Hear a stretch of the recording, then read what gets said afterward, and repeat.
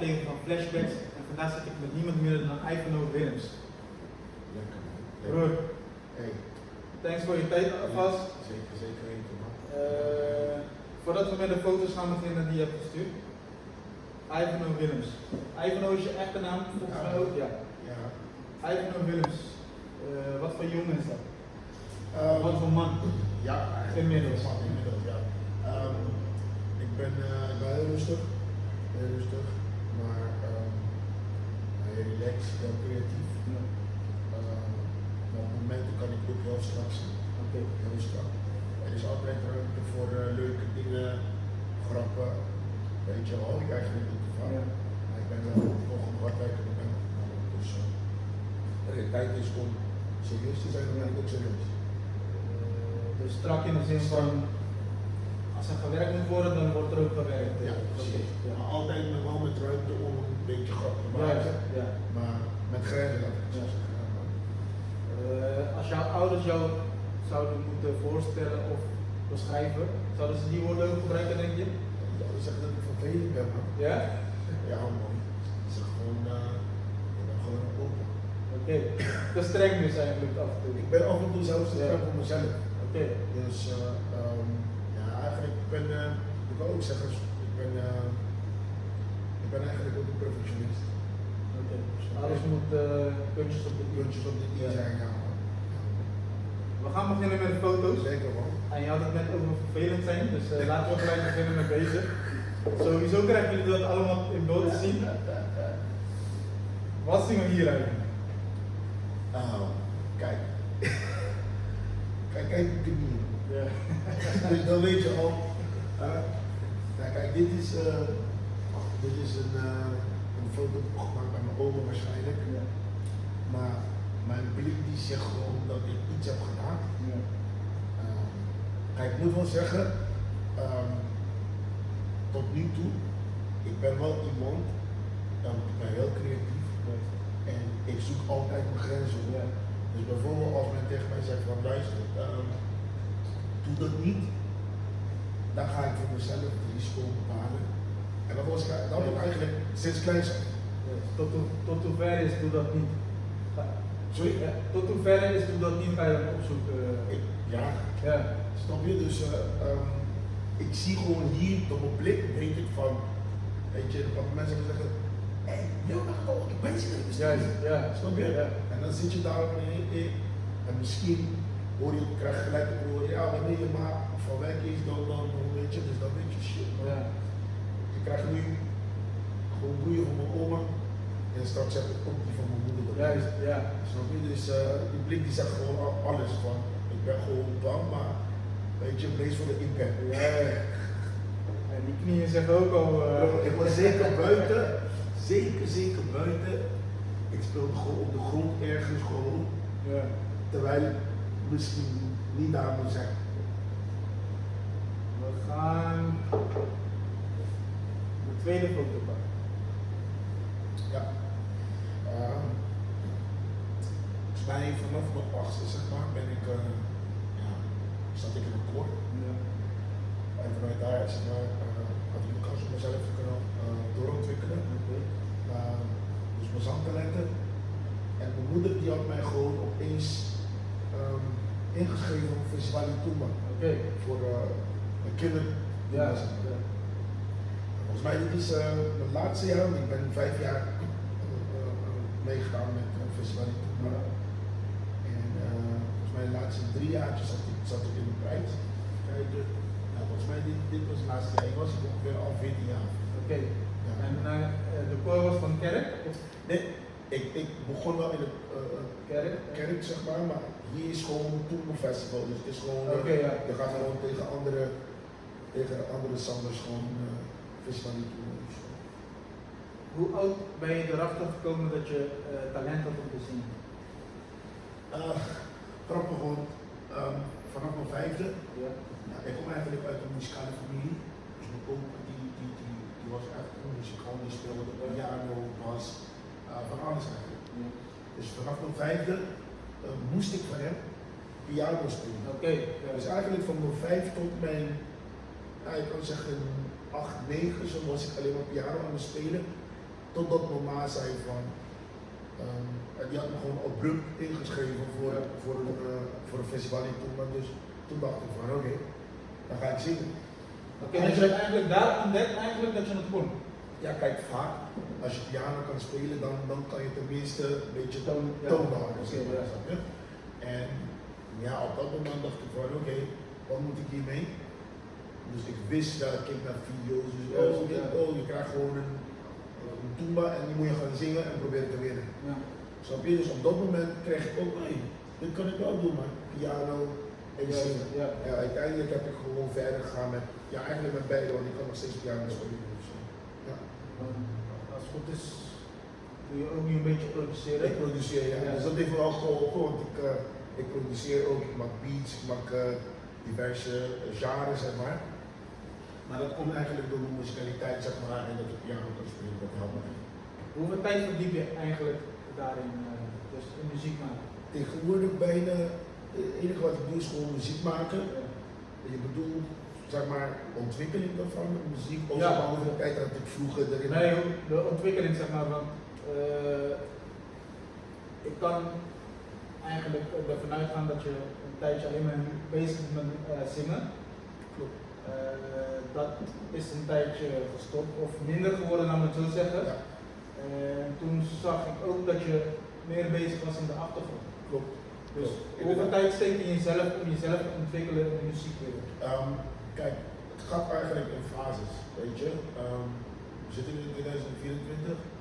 Bijvoorbeeld in 2008, Ja. weet je, zat Caché eigenlijk in zijn piek. Juist, Met ja. Caché. En daar had je eigenlijk een musical director, Leoneta. Hij was bezig echt continu te Ja. produceren voor Caché. Maar uiteindelijk werd Caché zo populair, hadden we eigenlijk dan aan meer liedjes. Juist. Dus ik deed wel wat, maar het was meer mondeling van dit wil ik. Ja. Weet je, dan zit ik met iemand.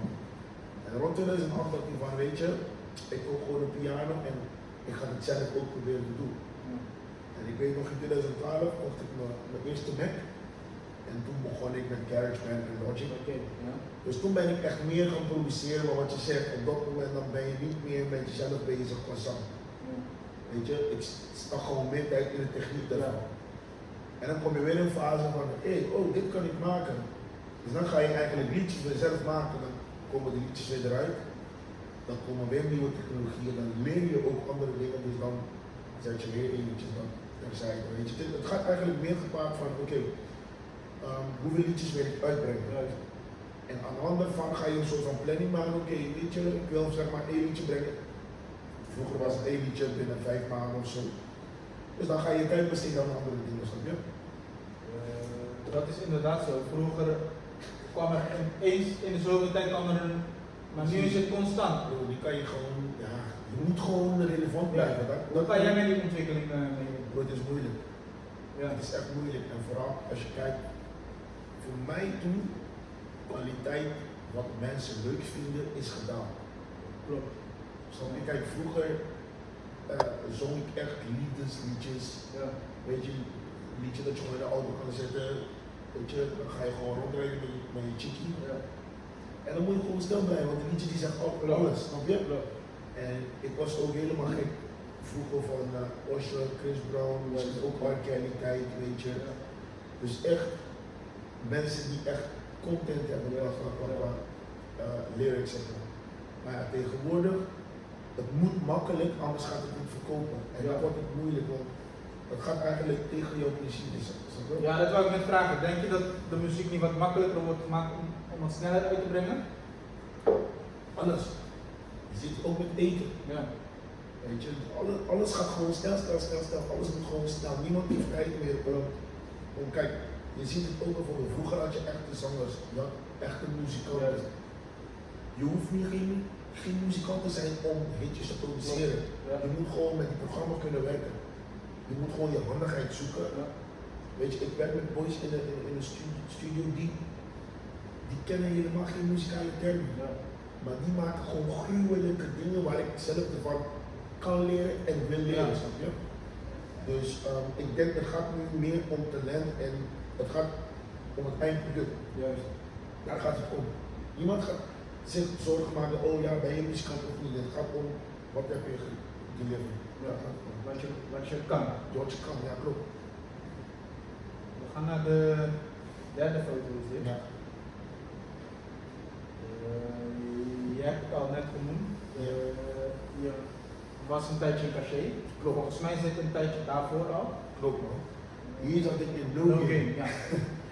No Game. Dus dit was samen met Randy, tegenwoordig Randy Leroy. Ja. Dit was de tijd voordat ik ging studeren in Nederland. Dus hier was ik denk ik of 16 jaar of 17 jaar. Oké. Dat is, als ik het goed bereken, zo'n 3-4 jaar nadat je er toen bij gewonnen. Kind toen. Ja, ja. Ik heb niet gewonnen. Oké. Ik heb wel zeg maar eerste finalist, dus in de finalist. Oh, dat was dus de eerste Ja, finalist. precies. Oké, ja. Precies. Wat is het verschil tussen muziek maken op Curaçao? Is er een verschil tussen muziek maken op Curaçao en Nederland? Tegenwoordig of vroeger? Toen de tijd. Ja, toen de tijd was het eigenlijk zo dat je, kijk, alles was goedkoper. Juist. En je had toen de tijd een vibe van boyband. Ja. Weet je, toen de tijd, het was echt de tijd van boyband, dus NSYNC, Boyz II Men, weet je, dus voor ons, het was ook leuk om een band te hebben van alleen maar jonge gasten. Ja. En doordat alles goedkoper was, was het ook zo dat in die tijd, zeg maar, ik zat in No Game, we hadden zeker per maand minimaal misschien 25 à 30 optredens in een maand. Bijna elke dag. Ja. Snap je? Maar je had ook overal plekken waar je kon optreden. Dus muziek maken was ook leuker, want je weet van, je zat in een drive van, oh, iedereen komt gewoon, dus ze horen jouw liedje vandaag, morgen, overmorgen. Je had ook DJ's die elke dag nieuwe liedjes pompen, of nieuwe liedjes, Ja, ja. nou live muziek zeg maar. Dus het was gewoon, je maakte muziek om te maken zeg maar. Maar je zag wel, hé, wauw. Weet je, maar tegenwoordig is het meer van, oké, je maakt muziek met een doel. Dus bijvoorbeeld, ik moet optreden in december, dus dan moet ik een liedje hebben. Juist. Dan moet ik ook geld erin steken.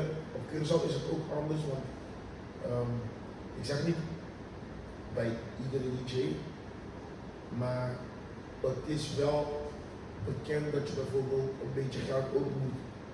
Dus inschieten bijvoorbeeld neerleggen voor een DJ. Als je daar gebruikt wil worden. Ja.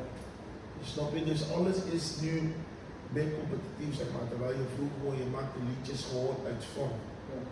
Weet je? Terwijl je aan het praten bent, komen de vragen in mijn hoofd. Ja, Je ja. hebt het net over live liedjes. Voor mijn gevoel kregen we vroeger meer live liedjes te horen, zeg maar op radio of waar dan ook, dan nu. Het gebeurt nu wel wat meer dan zeg maar 2 jaar, 3 jaar terug, maar er was een tijdje dat het echt niks was zeg maar, qua live muziek. Klopt. Of bijna niks. Klopt. Waar komt dat door? Diverse factoren. Vroeger, een band, je trad op en daar word je live opgenomen. Ja.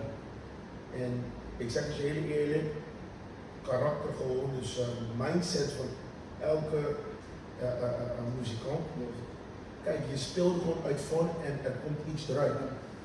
Tegenwoordig is het zo dat de optredens zijn minder geworden. Dus het is niet makkelijk dat je gewoon elke dag kan uitproberen van een live. Snap je? Ja, oké. Ja. Dus tegenwoordig moet je gewoon kijken van, en ook een vibe. Hè? Kijk, vroeger, als ik een voorbeeld kunnen pakken, bijvoorbeeld een band net als Gio, Ja. die trad van maandag tot maandag op. Dus dan heb je vrijdag natuurlijk een veld, zaterdag misschien bandenboot, Juist. Ja. zondag misschien bandenriba ergens. Dus je kan gewoon makkelijk, tegenwoordig Ja. gaat dat niet zo. Er was meer keuze, zeg maar. Er was meer keuze en vraag er naar ook. Weet je, ik hoor je net zeggen van oké, je bent goed op de hoogte. Vroeger had je ook DJ's, die hype een feest, want je bent thuis auto aan het wassen bro, je bent nog niet van plan om naar een feest te gaan, maar hoe die man gewoon, je hoort toevallig een nieuwe live van gisteravond, dan denk je van wauw, klinkt iets zo lijp bro, ik was mijn auto, want straks moet ik daar zijn. Kijk, die hele vibe, sfeer is veranderd. En de nieuwe generatie, die is ook niet van ritme combinatie. Dus die weten niet hoe het vroeger was. Snap je? Dus dan krijg je tegenwoordig, iedereen is goed. Vissa, oké, over 3 weken is goed. Dat horen we. Weet je, en ook die boys van de band. Kijk, dit is misschien bepaalde mensen gaan boos worden, maar ik ga dit gewoon direct zeggen. Kwaliteit is minder geworden. Kwaliteit van muzikanten is minder. Kijk, iedereen wil nu met autotune. Iedereen wil alles mooi maken voordat het uitkomt. Dus dat is ook een factor. Juist. Want nu krijg je een live, maar toevallig de zanger die vindt niet dat hij lekker klonk. Ja. Dus dan moet hij gaan betalen. Iemand moet gaan betalen om dat naar de studio te brengen. Bandleider of eigenaar zegt van nee man, ik ga geen geld stoppen voor een live. Ik heb 10.000 euro gestopt in 5 liedjes al. Nee, ik ga geen geld stoppen voor een live. Doe je best volgende keer. Ja. Snap je? En keer op keer, omdat ze misschien niet de kwaliteit hebben, dan wordt het iets van wachten tot het in de feest is. Tot de volgende keer. Precies. Ja. Dus daarom is het ook minder geworden. Vroeger, het is letterlijk 1 kanaal, record en dan ben je ready. Tegenwoordig is het 32 kanalen en dan moet je nog naar de studio. Ja, en als het niet goed klinkt, dan moet er weer eroverheen gespeeld worden. Dus het kost allemaal tijd. Dat is het eigenlijk. Als we even teruggaan naar de foto. Ja. Je staat met een collega. Ja. Waarmee je best wel lang hebt gewerkt. Zeker. Ook in verschillende bandjes. Klopt. Of banden. Ja.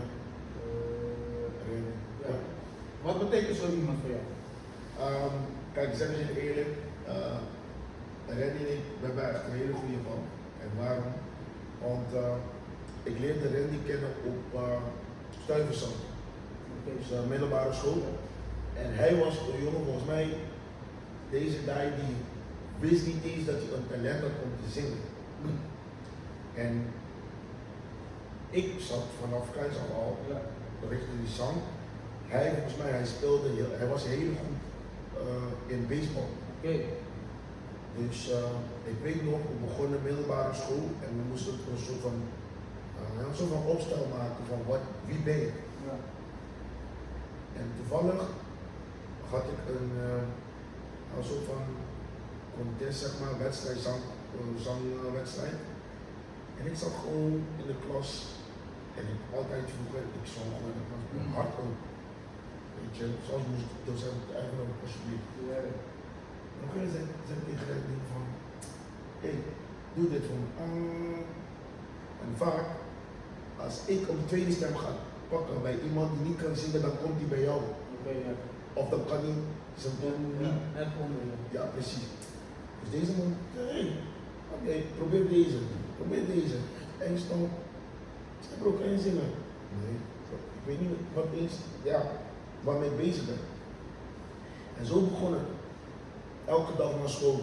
Hé bro, leer me dit. Ja. En we hadden een band op school die heette Pio. Pieter Stuyvesant Pio Orkest. En ik zei tegen hem, weet je wat? Straks moeten we repeteren, kom je. Bro, sinds die dag, ik nam hem mee. Uiteindelijk was het try-out voor Chilitos. Ja. Dat was ook een boyband. Hij viel erin, werd gekozen. Eindstand ging naar No Game ook. Eindstand ging ik als eerste naar Nederland. Ja, daarna kwam ik en zei, Arshad is een manager van muziek. Ik heb een jongen voor je. En ja, de rest is gewoon geschiedenis, man. Nu zijn jullie individueel een van de grootste namen. Ja, Randy, je hebt ook Shannon. Dus er waren eigenlijk echt een paar boys die van het Curaçao kwamen, zeg maar. Met echt goede talenten. Man. Over namen gesproken, jouw naam is met een H volgens mij. Klopt. Die heb je op een gegeven moment eruit gehaald als artiestennaam. Waarom? Omdat mijn naam eigenlijk die werd altijd fout geschreven. Oké. Altijd. Ja. En toen dacht ik van, oké, weet je, mensen noemden mij Scoory. Maar uiteindelijk, ik had een andere manager en die zei van, we gaan je ook gewoon opnieuw branden. Juist. Ivan. Dus ja, Ivan. Je leest het eigenlijk zo, dus ja, Zo, ja. doe maar gewoon Ivan. Ja. Snap je? Nou, nog steeds krijgen nu mensen die noemen mij Ivano of zo, maar het is gewoon Ivan ook. Ja. Ivan. Ja. En de naam Scoory, waar komt dat vandaan? Dat betekent eigenlijk Scoory, dus juist donker. Ja. En Chili Doran, is de eigenaar van Chilo, die maakte altijd grap van Scoory, Ja. Scoory. Scoory daar eigenlijk. Maar ja, zo Je man. naam is blijven hangen. Blijf van hangen bro, het is zo moeilijk, want het gaat nog steeds niet weg. Ja. We gaan naar de vierde foto. Ja. Dit was een verjaardagfeestje. Was ik 10 man. Was echt kort. Jij bent links volgens mij. Ik ben links, ja. Dus de andere is gewoon mijn lief. Ik was hier 10 geworden man. Ja. Ik was altijd kort. Maar altijd vrolijk, altijd vrolijk. En zo ging ik eigenlijk door het leven. Man. Ja. Je staat hier met een neefje. Ja, Je hebt het hiervoor ook al een paar keer genoemd, familie. Wat betekent familie voor? heel veel. Heel veel. Ik ben opgegroeid met mijn nichten en neven gewoon bij mijn oma's thuis. Dus je moet het echt zo zien, mijn pa moest werken, mijn ma moest werken. Dus je wordt eigenlijk een soort van, mijn opvang na schoolse tijd is gewoon bij mijn oma. En dan kom je ook je neven en nichten tegen. En toevallig deze neef van mij, wij waren eigenlijk echt heel creatief. Ja. Dus wanneer wij samen speelden, zeg maar, we gingen ver. Dus we bouwden thuis gewoon auto's, zaten ook gewoon auto's statisch gewoon naast elkaar. Ja. We voelden ons gewoon artiesten. Weet je, vandaag, morgen spelen we gewoon met een fietsen. Onze fietsen die moesten echt schoongewassen worden. Weet je, echt die wielen die moesten echt goed zwart zijn. Je was al sinds klein bezig met je imago. Dus. Echt bro, weet je. Dan kijk je naar de tv, dan kijk je echt naar de series. Toen de tijd, personage series, en dan denk je ook van, oh ja, die actrice is mijn vriendin. Ja. Dus ik was in de hele, maar dat vind ik toch wel het leukste van, want kijk, toen de tijd hadden we geen tablets, Juist. geen computer, dus weet je. We hebben echt de jeugd gehad. Ja, en deze neef van mij die woonde in Mahoma, dus wekelijks kwam hij zeg maar bij ons. Onze zaterdag hadden we gewoon een hele schema bro. We begonnen bijvoorbeeld met fietsen, 10 uur 's ochtends fietsen, dan wordt het echt, je weet dat de zon gaat schijnen, dan gaan we naar binnen, eten, komen we terug, hebben we al van die kleine autootjes van Hot Wheels, hebben we een hele buurt gemaakt met onze eigen auto's, met tankstation en alles. Weet je, dan weet je de nummerplaats van Curaçao, het is net zo groot ongeveer, dan pak je daarmee ga je gewoon de wegen bouwen, je hebt een jeep, je hebt auto's hier. Weet je, dus je mag gewoon je eigen eilandje, wanneer je klaar bent, dan ga je gewoon met modder spelen. We hadden ook een huisje gebouwd in de bomen. Dan zitten we gewoon daar te chillen, dan eten we een ijsje. Dus zeker hij, ja, dus die gedachten komen gewoon erbij. Ja. We hadden vroeger nog die tapijt met die wegen erop, huizen. Precies bro, precies dat had ik ook man. Weet je, dus het was, en je had ook mijn nichten, die kwamen ook bij mijn oma, die hadden echt de Barbiehuizen. Kijk, voor mij maakt het niet uit. Het maakt echt, ik wilde gewoon spelen. Ik speelde ook met Barbies. Ja. Klein en ben je niet eens bewust van. Bro, ik speelde met Barbie en die auto's, die Corvettes van die Barbie bro, ik was helemaal gek op die auto's. Dus het was gewoon leuk. We waren eigenlijk echt veel neven en nichten. Dus het was altijd leuk daar man. Altijd. Volgende foto. Je hebt meer dan 5 foto's gestuurd, dus ik kan eigenlijk gewoon door. Ja. Ja, Dit is denk ik gelijk een verandering in jouw leven geweest. Ja, een hele grote verandering. Hier sta ik op het punt om voorgoed naar Nederland te vertrekken. Ja. Kijk, die auto's veel. Ik weet niet wat ik dacht. Ja, dus dit was... Voordat je doorgaat, ja. wie heeft die keuze gemaakt? Heb jij dat zelf gemaakt of je ouders? Nederland. Ja. Ik. Je hebt die keuze gemaakt. Het was wel een soort van geforceerde. Het was een soort van geforceerde tweede keus. Ja. Want vanaf kleins af was ik al bezig met om piloot te worden. Oké. Ja. Dus ik zat daar bij de vliegschool op Cura. Ik was me gewoon aan het voorbereiden om tegen mijn 16, 17 jaar echt naar Amerika te verkassen. Op dat moment had de Stichting Financiering, Curaçao toen de tijd, ze gaven geen beurs meer aan de studenten om naar Amerika te gaan studeren. Het was een hele dure opleiding, $90.000. Nou, dat kon ik niet bij elkaar maken, snap je? Dus ik moest eigenlijk genoodzaakt een keuze maken om wat in Nederland te gaan doen. Hier was ik 17 jaar, maar ik was rond mijn 16 was ik al klaar met de middelbare school. Ik was eigenlijk een jaartje vroeg eigenlijk. Dus ik ging een jaartje ongeveer 8 maanden zo werken, gewoon combineren, werken gewoon op Curaçao en optredens. En ja, toen kwam de dag dat ik uiteindelijk toch naar Nederland moest. En toen ben ik gewoon gaan studeren. Dus inderdaad wat je zegt, het is een hele belangrijke dag geweest voor mij. Want daarvoor was ik alleen maar op vakantie geweest in Nederland. Dus je wist wel ongeveer wat Nederland was, Klopt. maar je wist niet per se wat jou te wachten stond. Nee, man. De eerste 2 maanden ik voelde gewoon als vakantie. Oké, ja, tuurlijk. Kijk, hier woon je gewoon in een huis, zeg maar met 5 kamers, ruimte, je kan gewoon rondom je huis in fietsen. Snap je? Je kan gewoon lekker hard je muziek opdoen, zingen, schreeuwen. Niemand heeft last van jou. Niemand heeft last van jou. Kom je in Nederland, bro, dan zit je in een kamer van 2 bij 2. Snap je? Ik was wel zelfstandig, in de zin van tegen die tijd ik kookte voor mezelf al. Dus ik had helemaal geen moeite met dat soort kleine dingen, zeg maar, eten, etc. Maar het was meer van mindset en in Nederland, de taal was ook, weet je, kijk, wat je hier op Curaçao krijgt, je kan gewoon les krijgen of Nederlands krijgen. Maar het is niet de Nederlandse vandaag. Het is niet Nederlands vandaag. En zeker als je gaat studeren, bro, het is heel iets anders. Dus voor mij, het was gewoon het was echt iets van, oké, gewoon even focussen, want dit is niet makkelijk. Snap je? En dan krijg je ook nog te maken met, cultuurshock. Snap je? Je bent gewend aan bepaalde dingen. Bijvoorbeeld,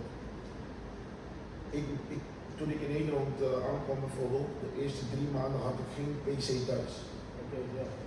Maar voor medestudenten was dat normaal.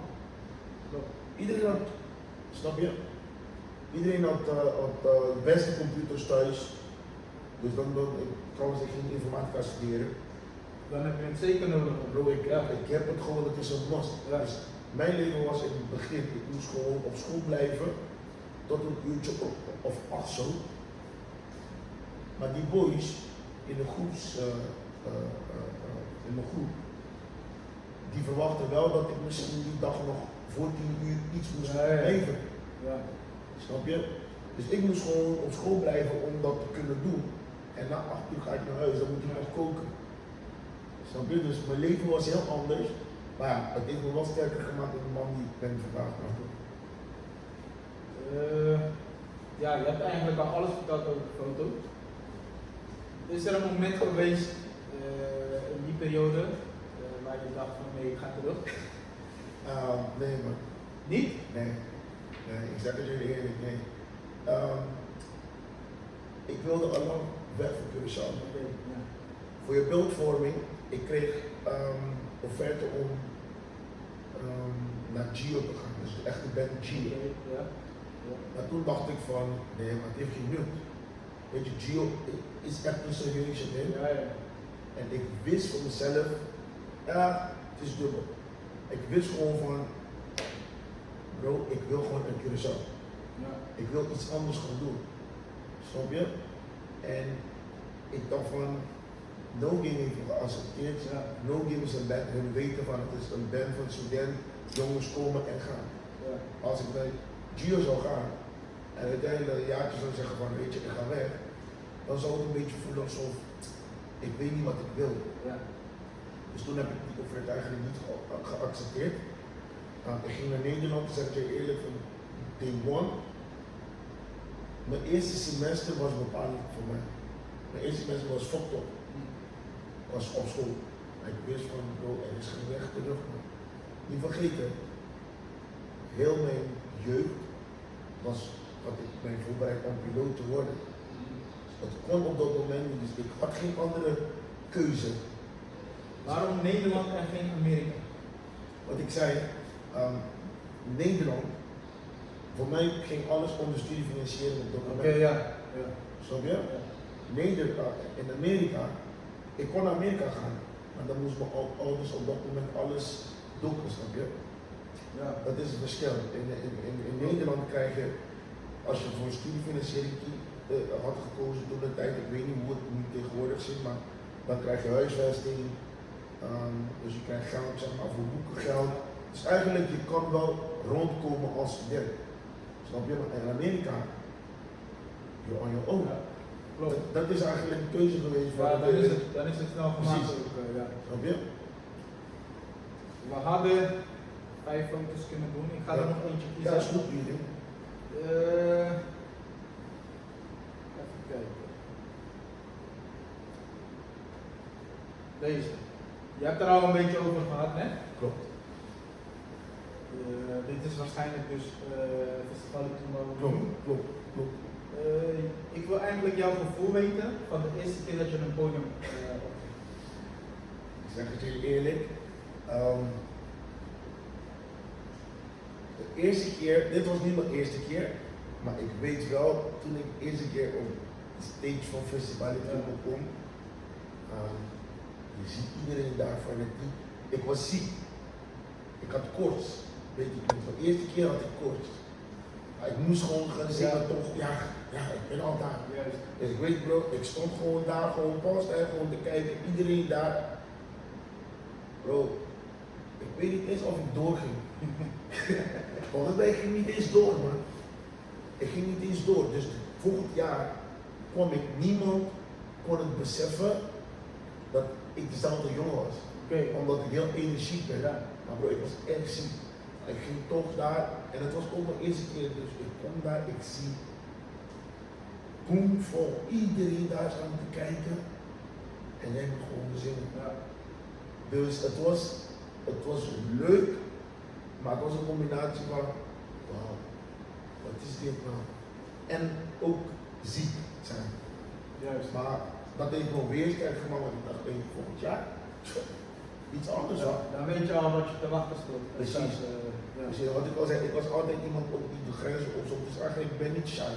Juist. Snap je? Dus dat was meer op dat moment van, oké, dit is de eerste keer en ik voelde me niet lekker, maar volgend jaar, to be honest, niemand hield rekening met mij volgend jaar. Volgend jaar niemand hield rekening met mij.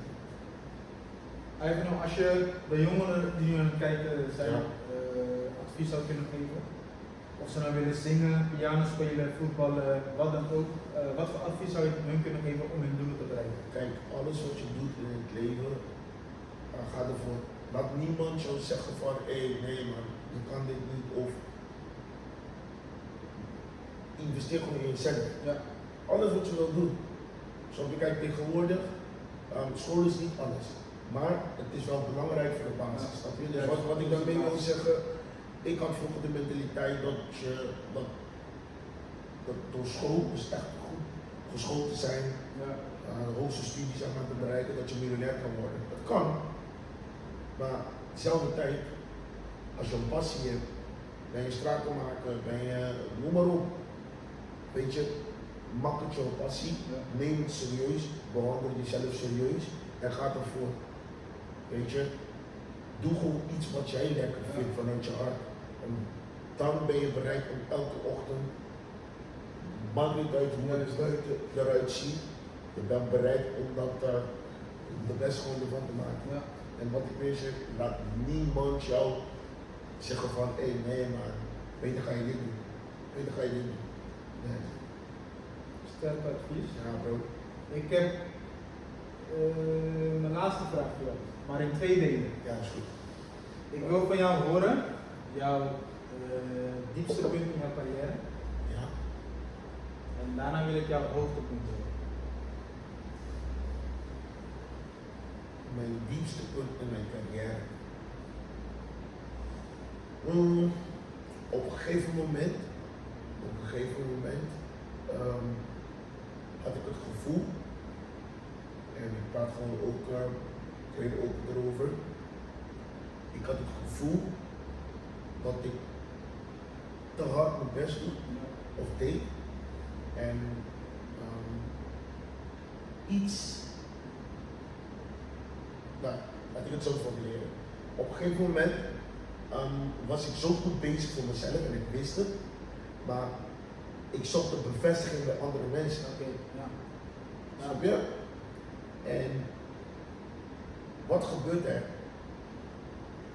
Op dat moment, misschien jouw timing is niet iemand anders timing. Ja. Dus misschien verwacht je je bent goed bezig, maar je krijgt het niet.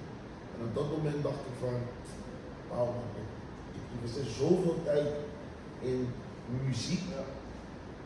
fuck deze shit. Omdat je die waardering niet terugkreeg. Maar het was een verwachting. Bro, iedereen bepaalt wanneer jou is gewoon de klop in wil geven. Snap je? Hoe heb je die knop weten te draaien weer naar positiviteit? Op een gegeven moment ging ik denken van bro, wie ben je? Wie ben je? Ja.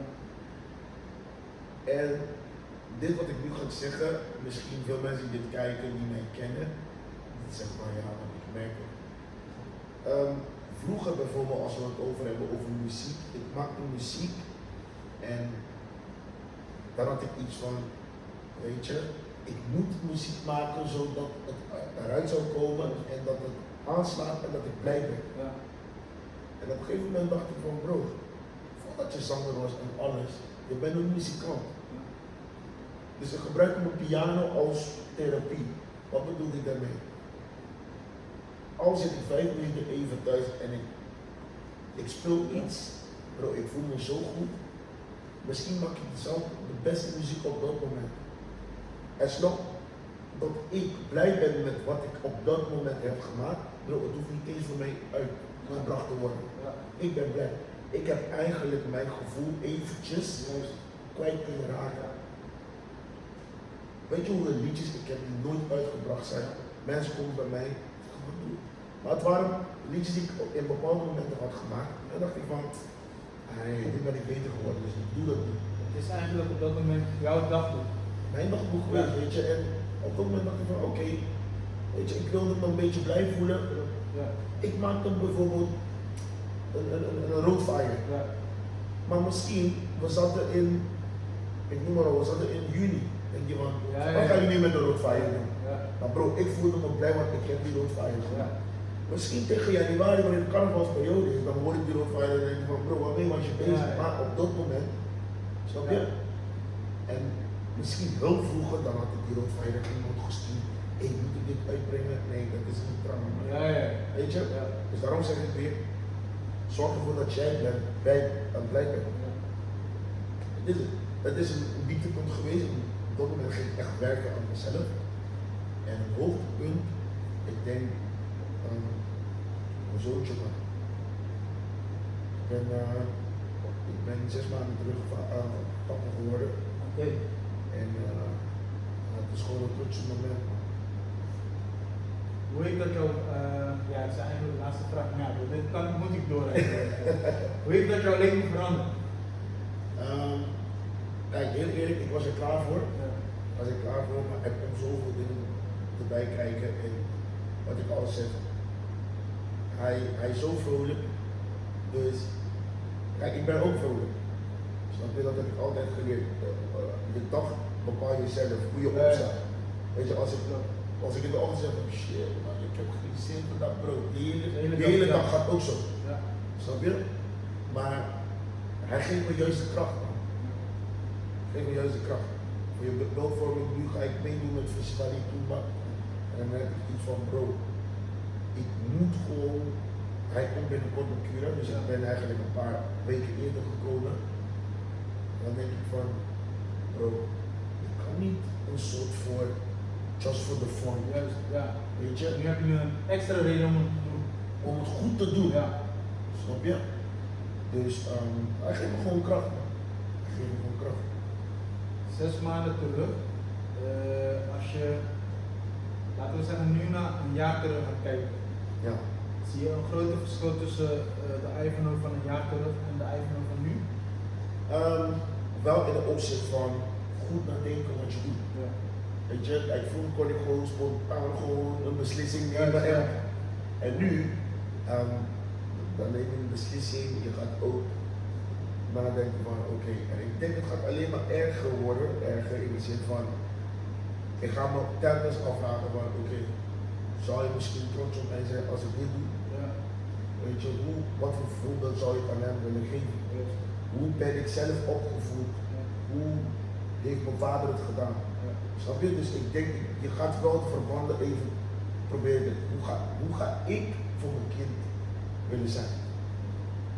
Snap je? Dus ik denk in dat opzicht, dan ben je wel bezig met, oké, wat wil je?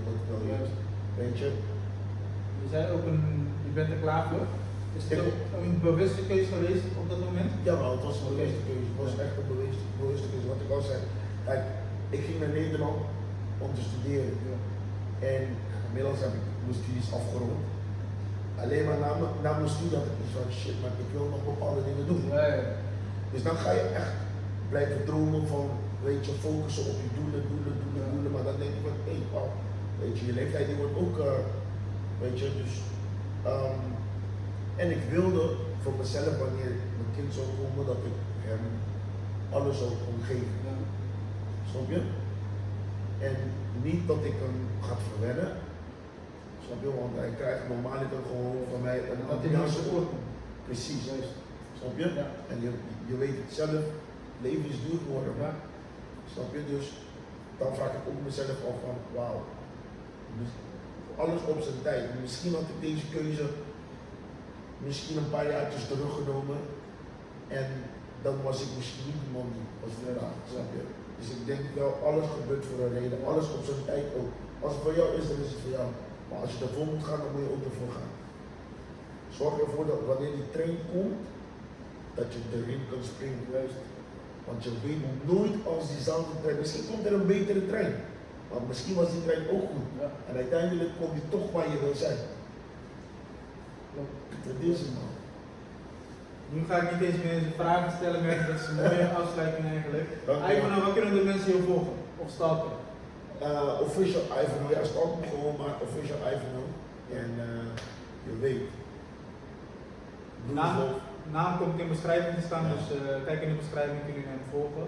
Lekker. Wanneer kunnen we nieuwe muziek verwachten van jou? Bro, zodra carnaval is afgelopen. Oké. Eigenlijk, het zou al in december uitkomen. Ja. Maar je weet hoe het is. Iedereen is nu bezig met iedereen was bezig met kerst. Juist. En nu toen en carnaval, dus je gaat niet echt. Ik heb de tijd ervoor alleen maar mensen hun hoofd zitten in carnaval. Ja, ja. Dit is echt mijn laatste vraag. Ja. Het leek een tijdje, of misschien was het ook zo dat je een eikel zat. Ja. Ja, En daarna niet meer. klopt. Waarom, ja, is het misschien fout gegaan in die tijd? Of? Nee, helemaal niet.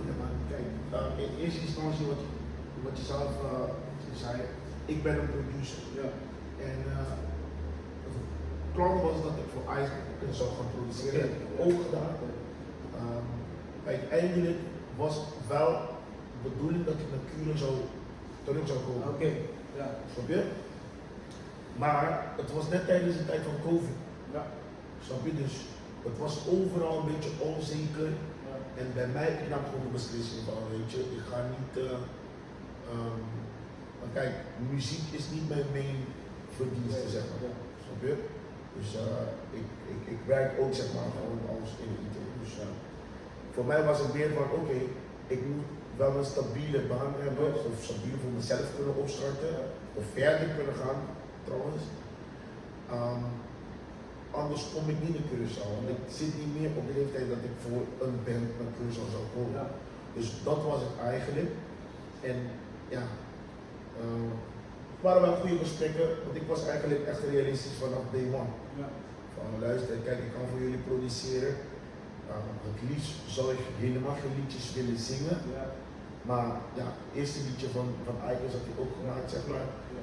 Dus ze vonden van nee, kom erop. Maar uiteindelijk, je weet, je moet ook aanwezig zijn. Ja. Weet je, dus nee, dat was het. En ja, uiteindelijk kwam er COVID. Toen dacht ik van, weet je, ik wil nu wel serieus aan mezelf gaan werken. En toen bracht ik eigenlijk liedjes aan met Shannon, maar zijn bedrijf. Ja. Ja, inmiddels zat ik helemaal in de vibe, dus toen ben ik echt gaan produceren en dacht van, weet je, ik blijf nog in Nederland voorlopig. Dus dat was het eigenlijk, niks bijzonders. Nee, dat was een vraag Ja. waar ik zelf meer over Ja, geen dacht probleem, van, geen probleem. hè, hij Geen zat probleem. wel of niet in Nee. Het was meer eigenlijk als producer. Ja. En omdat ik zanger ben, zeg maar, dan kon ik ook niet zien. Dan is dat ook gelijk duidelijk voor iedereen. Ja, Jullie hoeven me dat niet meer te vragen. Klopt. Nee man, Ivanhoe, thanks voor je tijd. Hey bro, bedankt Waar voor je deze tijd. tijd? Ja man, zeker man. Succes ook. Ja, dank je, Volgende week. Dank je bro. Ik zei eigenlijk laatst tegen Dimo, ik hoop dat hij het wint, omdat hij was de enige die naar mij Ja, is gekomen klopt. die meedoet. Ja, we gaan Maar nu wordt het tussen jullie twee. Ja, man, we gaan gewoon ons best doen man. Ja. We hebben ook goede zanger. Ja, Heel veel talent ook, dus nu wordt het tussen jullie twee. ja man. Eén van jullie twee moet het pakken voor mij. Ik hoop het. Ja? Thanks voor je tijd. Hey, Bro. lekker man bro. Vergeet hem niet te volgen, supporten. Vergeet ons ook niet natuurlijk te volgen op YouTube, Facebook, Instagram, TikTok, allemaal Gebroeders Wolf. Klik op abonneren man. We zijn bijna bij de 1000 abonnee. Dan beginnen we al te groeien, dus jij kan het verschil maken. Lekker. Bedankt voor het kijken. Zeker. Vergeet hem niet te volgen. Nog een keer. En ons ook niet. Ciao. Ciao. Doei.